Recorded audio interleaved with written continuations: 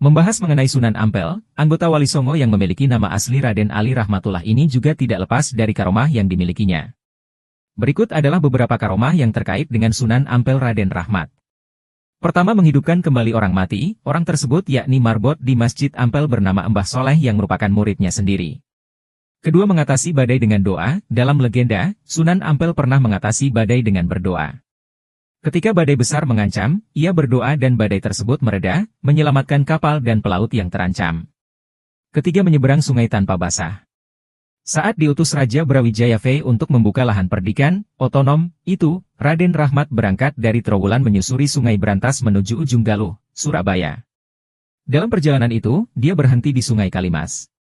Nah, di sungai inilah beliau menunjukkan karomah yang dimilikinya. Beliau menyeberangi sungai ini tanpa menggunakan perahu atau alat apapun. Beliau hanya menggunakan peralatan seadanya.